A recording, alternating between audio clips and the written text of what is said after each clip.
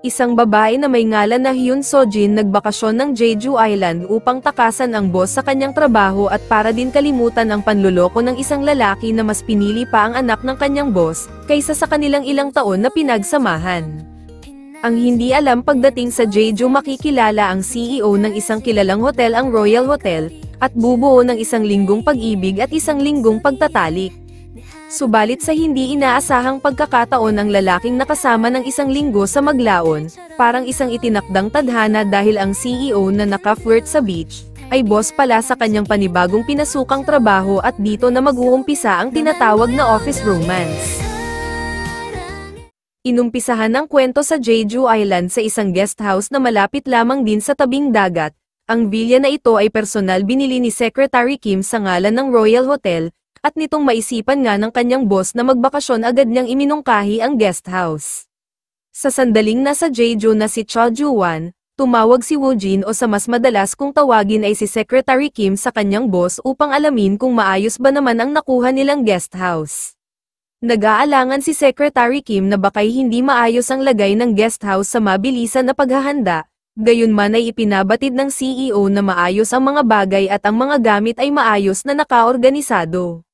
Habang binubuksan ni Jo-wan ang kurtina, sabay nitong sinasabi sa kanyang secretary na sa wakas daw ay nakakuha rin siya ng isang kaaya-ayang lugar at dahil dito, iniisip niyang magbakasyon ng mas mahaba at naitanong kung ang kanyang assistant ay maraming ginagawa habang siya'y nakabakasyon.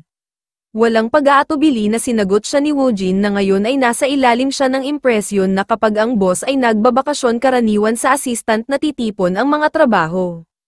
Ngunit sinabihan lamang siya nitong kanyang boss na i-consider na lamang ito bilang point of pride na si Secretary Kim daw ay tulad na rin ng isang boss na mahalaga sa kumpanya, kaso ayaw itong tanggapin ng secretary gayong alam daw niyang siya ay ginagamit lamang. Naitanong na din ni Secretary Kim kung kailan ba ang balik ng kanyang bossing.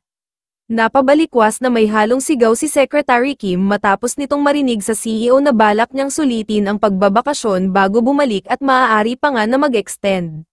Gayunman nang matanto nito na siya ay nasa lodge ng hotel at may ibang mga tao sa paligid na dama ang hiya sa pagkabigla, dahil dito ay mas mahinahon na niyang kinausap ang kanyang boss at sinabihan si Jo-wan na kung wala na daw ba sa katinoan ang kanyang boss, isinusumbat din nito na kung anong klaseng CEO ang magbabakasyon ng sobrang tagal habang nasa middle busy season ang kanilang kumpanya.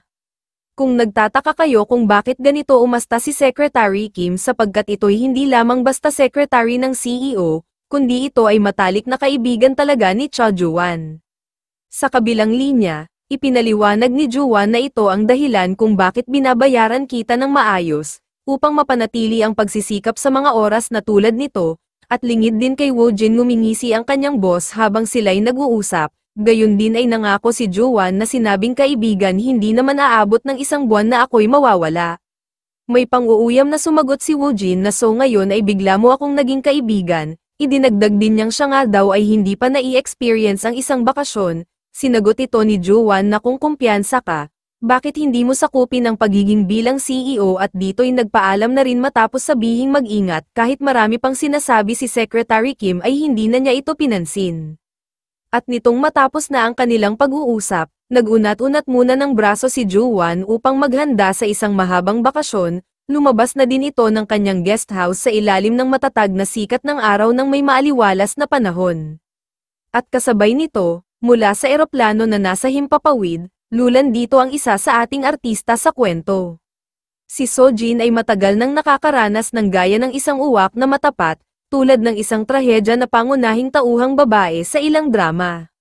Kadalasan, ang isang tao na nagnanais ng isang bakasyon ay upang sumailalim na makalimot sa stress, syempre hindi naman palagi iyon ang tanging dahilan.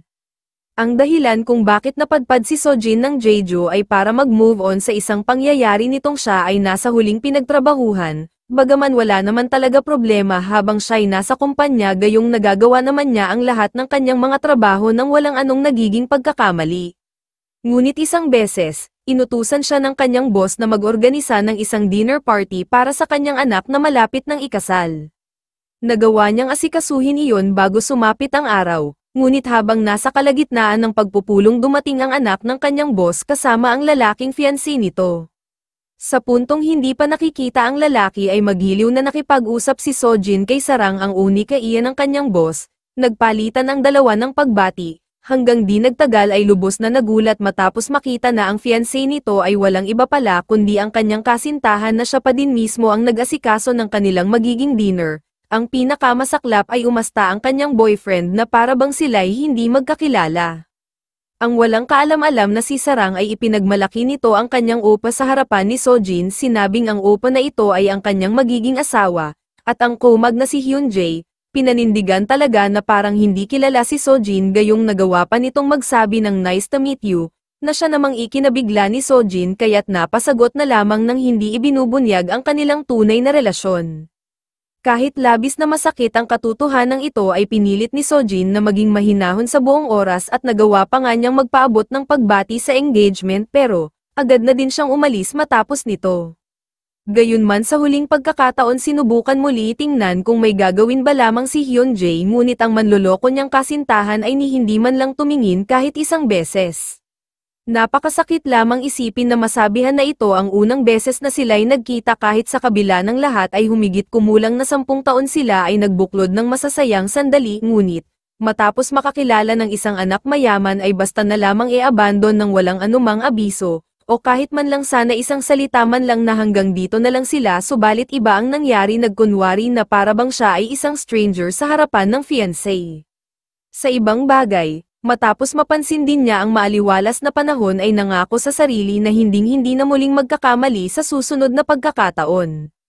At hindi na din matiis na araw-araw makikita ang kanyang dating kasintahan sa piling ng ibang babae, at isang beses, ipinatawag siya ng HR para kausapin sa kung ano ba ang nangyari kay Sojin nitong sumunod na ilang araw, aminado naman siya sa kanyang bumabagsak na performance. At matapos humingi ng paumanhin inilapag nito ang kanyang resignation letter kahit pa ayaw niyang gawin ito ngunit walang mainam na way para gawin ang umiwas at tumakas. Laking gulat ng HR gayong nagtatanong lamang daw naman siya ukol sa ilang pagkakamali na hindi naman gayon ka big deal subalit naglabas kaagad si Sojin ng kanyang sulat ng pagreretero. Bagaman sinasabi niyang ito'y sa ibang kadahilanan ngunit sa reality nais talagang tumakas dahil baka sa maglaon ay hindi na mapanghawakan ang sarili at tuluyan ng gumuho. Dito naman sa labas ng guest house patuloy pa rin na ikinokondisyon ni Mr. Cha ang kanyang katawan hanggang sa mga ilang saglit ay napukaw ang kanyang atensyon, gayong bakit may dumating na taxi at nagbaba pa ng isang babaeng bakasyonista dito sa kanyang guest house. Habang hindi niya maintindihan kung ano ang nangyayari at ang taxi naman ay umalis na din sa puntong ito, si Sojin na may naghahanap ng pwedeng makausap dahil pumunta siya dito nang hindi nagpabok. Sa pagtataka, kung sino ang babae sa mga ilang sandali ay si Juwan na rin mismo ang lumapit na kaagad naman siyang napansin ng ating dalagita. Bumati ng magandang umaga si Sojin at nagtanong na rin kung ang bahay na malapit sa kanila ay isang pension house. Inakala din nito na si Cha Juwan na isang CEO ay isang caretaker ng gusali dahil nagtanong siya dito kung may available pa bang room at humingi din ng paumanhin sa hindi pag-asikaso ng maagang pagre-reserba. Naging awkward ang paligid matapos mabanggit ni Sojin ang tungkol sa reservation at silid na bakante, dahil paano nga naman magkakaroon ng bakanteng silid dito gayong ito'y isang private property na pag-aari ng Royal Hotel binili mismo ito ni Secretary Kim. At nito nga na makaisip ang kanyang boss na nais magbakasyon ay ito ang kanyang unang iminungkahi na hindi naman siya nabigo sapagkat nang masabi niya ang kondisyon ng pension house agad itong sinang-ayunan ng kanyang boss. Sa likod ng isipan ni Juwan ay hindi pa din ito maintindihan kung bakit may naligaw na bakasyonista sa kanyang teritoryo. Gayong hindi pa rin siya nagbibigay panayam hinanap ni Sojin kung sino ang may-ari at boss dito upang kanyang kausapin para sa pananatili. Sa panig naman ni Juwan mula ulo hanggang paa ng babae na nakabihis na pagtanto niyang ito'y talagang nasa vacation mode, at tila din daw naisip ng babaeng ito na ang lugar na ito ay isang pension house. Bagamat pwede na sana naman niyang sabihin na hindi ito isang rental business, na ito ay talagang isang private property sa ngayon habang siya ay naririto at hindi rin ito isang pension house pero, nothing more nothing less, hindi niya iyon sinabi sa pansariling kadahilanan. Sa anong paraan na siya ang may-ari ng guest house nagpanggap si Juwan na siya nga ay isang katiwala dito tapos sinabi niya rin na mayroong bakanteng room na kahinga ng maluwag si Sojin matapos malaman na hindi na siya mahihirapan sa paghahanap ng matutuluyan. Di nagtagal ipinakita na kay Sojin kung saang room siya mapupunta ngunit nitong nasa silid na nga sila'y nag-alangan ito dahil masyadong malaki at tila mamahalin ang silid na kanyang uupahan. Gayunpaman hinimok siya ni Jo-won na dito na siya manatili sapagkat di umano may ibang guest pa ang ibang room, at dito pa lamang sa unang palapag ang may bakante. Sa may pangambang tanong ni Sojin kung magkano ang rate ng kwarto di nakatugon ang nagpapanggap na caretaker. Bagamat ito'y malayo sa kabisera ngunit dahil sa ngayon ay peak season sa tansya ni Jo-won pwedeng ito'y parang kapresyon na rin ng isang marangyang hotel, subalit wala pa rin siyang idea kung magkano ang ita talagang rate. Sa kabila naman ay nagtataka na si Sojin na bakit ang tanong niya sa kung magkano ang posible niyang babayaran ay hindi na siya sinagot ng katiwala. Sa puntong ito saka pa lamang bumalik sa realidad si Jo-won pagkatapos ay inalam muna kung gaano ba daw magtatagal dito ang kanyang panauhin. Agad na tugon ni Sojin hindi pa rin malinaw kung ilang araw na siya'y magbabakasyon dito. Humiling ng ilang minuto si Jo-won sinabing may tatawagan muna bago sabihin kung magkano ang magiging rate inakala naman ni Sojin na tatawag ito sa kanyang boss para magtanong ng presyo kaya't ito'y mabilis na pumayag. Ngunit bago lumabas ng silid ipinangako ni Jo-won na huwag mag-alala sa magiging halaga ng silid sapagkat tiyak na standard rate lamang ito idinagdag din niya na kung may ano pa ang kailangan daw ang panauhin niya ay magsabi lamang at siya na ang bahala. Sa likod ng isipan ni Sojin ay tila ata raw napaka-busy ngayon dito at sa panig ni Jo-won, kaagad niyang tinawagan ang kanyang secretary para magtanong kung magkano nga ba talaga ang kalakaran sa pagpapaupa ng isang silid. Habang kinakausap niya si Secretary Kim binuksan na din niya ang laptop para naman sa sariling research sa kabilang linya naman ay naitanong ng kanyang secretary na bakit naman ata ito'y biglaan, ngunit nagbago na ang pasya ni Cho Jo-won. Di na niya nais magtanong pa ng higit sa kanyang secretary bagkus nagsalita ng mga kalokohan, inis na nagtanong si Woo-jin na kung ano nga ba talaga raw ang ginagawa ng kanyang boss sa oras na ito. At nang magtanong si Jo-won tungkol sa kung mayroon ba siyang personal na caretaker pinagsabihan siya ng kanyang secretary na iyon nga daw ang kanyang ipinapaliwanag kanina ngunit basta na lamang ibinaba ng basta ang tawag nitong umaga.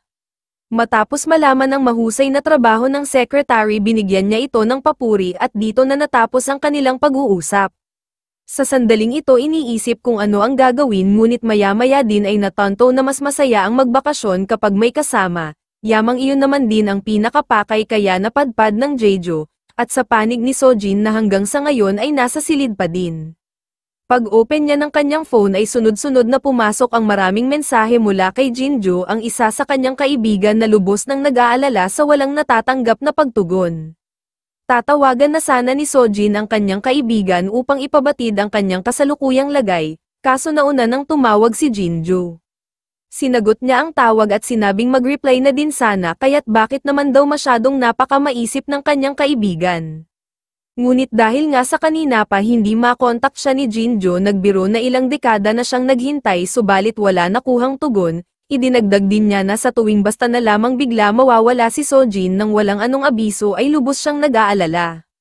Humingi naman ng paumanhin si Sojin sa biglaan niyang pag-alis idinahilan na nakaligtaan lamang na magsabi sa kanyang pag-alis. At nitong may tanong na ni Jinjo kung saang lupalop ba ngayon ang kaibigan mabilis na inamin ni Sojin na siya'y nasa Jeju. Di makapaniwala si Jinjo matapos malaman na ang kanyang kaibigan pala ay nasa kabilang ibayo, at ninais malaman na kung mag-isa lamang ba na pumunta sa isla. Sumagot si Sojin na siya nga lamang ang mag-isa para lumayo muna pansamantala sa Seoul at ipinaliwanag din niya ang kanyang dahilan kung bakit niya ito ginawa. Kaagad naman naunawaan ni Jin gayong batid niya ang tungkol sa ginawang panloloko ni Hyun-jae sa kaibigan at nagtanong kung tumawag na ba ang magaling na lalaki, malungkot na sagot ni Sojin ay wala, kahit isang text man lang.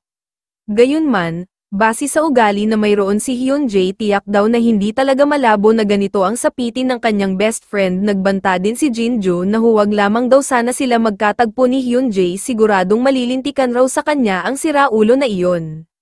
Sa katunayan, hindi lamang naman si Hyun-jae ang pinakamay kasalanan kung bakit humantong sa ganito ang kanilang kapalaran ng pag-ibig kundi may malaki rin na pagkukulang si Sojin bilang girlfriend. Sa tuwing magkasama sila noon at tuwing si Hyun-jae ay nais sila'y magtalik parati niya itong tinatanggihan at ni minsan ay hindi siya nagpabayo sa kanyang boyfriend. Gayunpaman, Sa kabila ng madalas na pagtanggi naging maunawain pa din si Hyun-jae sa kasintahan gayong hindi na iginigiit ang kanyang nais, hinimok na lamang si Sojin na aminin na lang daw sa kanya kung ito ba'y ayaw na sa kanya, pero hindi nagbigay ng sagot si Sojin. Kaya't imbes na humiling ng kanyang pangangailangan tungkol sa pagtatalik, nakiusap na lamang na siguro na may pwede na magkayakap sila habang natutulog sa loob ng buong magdamag, at ito'y pinahintulutan na ni Sojin sabay humingi ng patawad ang bida nating dalaga dahil sa hanggang ngayon ay hindi pa rin maibigay ang kanyang pagkababae, at tumalon na ang eksena makalipas ang ilang oras. Kung saan ay bumalik na muli si Juwan sa kanyang pagtakbo-takbo sa kalsada na malapit sa tabing baybayin, at dito'y muling nanariwa sa isipan noong unang makita si Sojin na di umano para bang ang babae daw na iyon ay mukha siyang may ilang uring kwento sa kanyang likuran, at sana rin daw wala sa kanyang masamang mangyari gayong hanggang ngayon ay hindi pa rin lumalabas ng kanyang kwarto. Bukod doon batay sa mukha daw ng babaeng turista ay tila siya'y madaling bumigay, ngunit nang maalala nito ang asset ni Sojin na hindi ganon kapayat, nakadama bigla ng kakaiba at itinuloy ang pagtakbo. Samantala, ang babae na kanyang iniisip na bakay kung ano ang gawin sa loob ng kwarto nang dahil sa depression ay nauna na pala sa tabing baybayin. Sa sandaling ito labis na nasiyahan si Sojin sa ganda ng tanawin mula dito sa beach ngunit bigla na lamang hamampes ang malakas na hangin. Sa hindi inaasahan ay natangay ng malakas na hangin ang kanyang scarf na siya naman itong ikinagulat, dahil dinala pa ito papunta sa mismong tubig. Sa puntong ito ay no choice kundi ang suungin ang dagat iniwan niya ang kanyang tsinelas, bago bumaba ng dagat, ngunit ang tubig ay napakalamig. Para bang may iyak na lamang sa kamalasang inabot pero ang eksenang ito ay nakita ni Juwan ngunit hindi niya alam ang tunay na dahilan kung bakit ba ang kanyang tenant ay pupunta sa malalim na dagat. Ang unang pumasok sa isipan ni Juwan base sa mga narinig at nakikita sa mga balita na kapag ang isang babaeng iniwan ng kanyang sapato sa buhangin ay tiyak na ito'y magdadive sa dagat para sa pagpapakatiwakal. Kaya naman siya'y lubhang nag-alala sa ganitong kaganapan at sa panig mismo ni Sojin sinasabi nito na ilang hakbang na lamang ay maaabot na niya ang kanyang scarf na napunta ng tubig subalit nitong malapit na niyang makuha, nagulantang gayong may bigla na lamang bomb attack sa kanyang braso at sumisigaw ng may lubos na pag-aalala gayong hanggang sa puntong ito ay hindi pa rin nila kilala ang isa't isa. Napahiyaw din si Sojin matapos nitong makita na ang inaakala niyang caretaker ng guest house ang pumipigil. Subalit galit na pinagsabihan siya ni Mr. Chan na umalis na kaagad dito sa tubig. Dito'y mahinahon na nagsalita si Sojin na kiusap ng saglit muna dahil ang kanyang scarf ay kanya munang kukunin kaya't kung pwedeng siya'y bitawan, subalit hindi iyon naintindihan ni Juwan sa tindi ng pag-aalala sinabing masyado pang bata kaya naman ay huwag raw gawin ang pagpapakatiwakal. Naging mabangis na din ang tugon ni Sojin na kung ano ba naman daw ang sinasabi ng lalaking ito at humiling ng ilang segundo dahil kukunin nga niya ang kanyang scarf. Sa oras na makuha na niya ito at gayong patuloy pa din siyang pinipigilan hindi sinasadya na maapakan niya ang paa ni Juwan na siyang ikinaasim ng mukha nito pero hindi niya batid kung ano ang nangyari.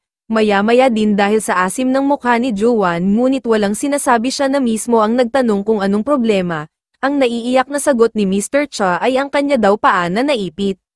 Matapos matanto ang tunay na nangyari nag-alala siya dito sapagkat ang Ginoo ay tuluyan na siya'y nabuwal sa tubig, kaya naman agad-agad niya itong tinulungan at hinimok na humawak muna sa kanyang balikat habang si Mr. Cha naman ay patuloy pa rin idinadaing ang kanyang binti. Sa kabila na may hindi na malaman ni Sojin kung ano ang kanyang gagawin sa isang sitwasyong tulad nito kaya naman pasigaw nitong sinabihan si Juwan na mag-focus muna sa paghawak sa kanyang balikat, at nagbigay ng tagubilin na magtiwala lamang at sumunod lamang sa kanya. Sa mga ilang sandali ay nagawa niyang bitbitin kahit na ang lalaki ay medyo may kalakihan, ipinabatid din niya na ilang sandali na lamang din ay maaabot na nila ang pangpang. Makalipas ang kulang isang minuto tagumpay na dala niya ang lalaking kamuntikan ng malunod ng dahil lamang sa naapakan ang kanyang paa. Mabilis na nagtanong si Sojin ukol sa kalagayan ni Juwan dito'y nakasagot naman siya na siya'y maayos pero palihim na ito'y nagsalita na kamuntikan na daw talaga siyang matuluyan doon sa totoo lamang, samantalang nakahinga na ng maayos ang ating dalagita matapos niyang malaman na walang masamang nangyari. Maya-maya bagamat sa una ay mahinahon pa nagsasalita si Juwan upang punahin ang ginawang iyon ni Sojin ngunit dahil sa kamuntikan na ngang magdulot ng isang aksidente dahil doon ay mabilis niyang itinaas ang tono ng kanyang pananalita, at sinabing kung plano talaga ni Sojin na magpakatiwakal. Laking pagtataka ng dalaga gayong hanggang sa oras pala na ito ay hindi pa din naunawaan ang kanyang tunay na layunin kaya napilitan lumapit sa dagat, subalit nitong masabi na niya ng malinaw ang buong katotohanan, at pagkatapos pa ay ibinaling rin kay Joanne ang lahat ng sisi, laking gulat ni Mr. Cho sa kanyang maling pagkakaunawa. Walang pag-aatubili na inamin ni Joanne ang kanyang maling pagkakaunawa kaya't matapos nito ay hindi napigilan ng ating dalagita ang matawa ng labis, at tahasan rin binanggit ang pagiging ridiculous raw ng Ginoo. Gayong todo tawa ngayon si Sojin sumakay na lamang din si Mr. Cha at matapos nito, habang tumitindig muli humingi ng paumanhin sa maling pag-aakala at inanyayahan ang kanyang panauhin na bumalik na sila sa pension house. Sa kanyang alok na humawak sa kanyang kamay, ngunit si Sojin nakasalukuyang pang sumasa ilalim para makalimot sa isang lalaking nanloko batay sa mukha nito ay lubhang nag-aalinlangan. At sa isip-isip sinasabing masyadong nadala sa pagtawa at nalimutan ang kanyang dinadamdam, at dahil din sa kaya siya ay dumating dito upang mapag-isa hindi kailangan na may ma-involve, kaya naman parang hangin nitong nilampasan lamang si Mr. Cha ni hindi naisip na tanggapin ang mabuting alok nito na humawak sa kanyang kamay. Sa pag-asta ni Sojin ay walang maunawaan ang lalaking nagnanais lamang tumulong, kung saan ay sana naman daw hindi siya ipinahiya ng ganito gayong wala naman siyang ibang layunin. At habang ang dalawa ay naglalakad sa kakahuyan dito ay diretsahan na itinanong ni Mr. Cha ang kanyang mga napapansin na para bang masyado daw mapagbantay si Sojin at may humaharang na pader para sa ibang tao. Subalit may halong taray na sinagot siya ni Sojin na ang sabi, wala kang pake. Kaya naman si Joanne ay medyo nainis ngunit ito'y pilit niyang inilihim, at sa halip sabayan ang toyo ng ating dalagita maghiliw muli itong nakipag-usap at ipinagmalaki ang kanyang sarili na di umano ay napakaraming mga kadalagahan ang nagkukumahog na makipag-flirt sa kanya dahil sa kanyang kakisigan. Ngunit bigo na naman niyang mapabilib ang dalaga gayong ang sagot nito ay mas kaakit-akit pa daw sa kanya ang mga lalaking pala kaibigan kaysa sa may napakagwapong mukha, doon daw talaga siya mas attractive. Kaya naman pasaring na tanong ni Joanne na kung talagang marami nga na kaibigan o admirer ang babaeng turista ay bakit ito'y nag-iisa ngayon dito. Ngunit naging matalas na naman ang pagtugon ni Sojin na sinabing iyon nga raw ang dahilan sa dami ng kanyang admirer siya ngayon ay napagod. Sa paulit-ulit na bangayan hindi na ito kinaya ni Mr. Cha at kaya naman binilisan niyang lumakad gayunman ay nagpahiwatig pa din siya na siya'y mauuna na. Bahagya naman nagtaka si Sojin sa biglaan rin na pagbabago ng ugali ng inaakala niyang caretaker at bagamat siya ay tumugon ng pagsang-ayon pero kaagad niyang napansin ang paghihimutok ni Joanne. Dahil dito ay kahit paano naging palagay na rin ang kanyang loob at sinasabi din sa isipan na parang bata daw si Mr. Cha at sa sumunod na ilang sandali sabay naligo ang dalawa sa magkabilang banyo. Sa puntong ito ay hindi pa din maalis sa isipan ni Joanne ang naging pag-uusap nila kanina, ukol sa pag-amin ni Sojin na mas deserve para sa kanya ang palakaibigan kaysa sa may maayos na panlabas na anyo. Nakakahiya man isipin ito ngunit sa palagay daw ni Joanne tila ba maraming mga lalaki ang pumapaligid sa ating dalagita. Gayunpaman kung tama man o mali ang hinala mas naging kapanapanabik pa daw ito na siya'y sumali sa isang kompetisyon at sa kabilang silid sa parehong oras katatapos lamang din ni Sojin makapaligo. Sa sandaling ito kung si Joanne ay siya itong iniisip ang pinuproblema ni Sojin ngayon ay ang pagkalam ng kanyang sikmura dahil sa gutom.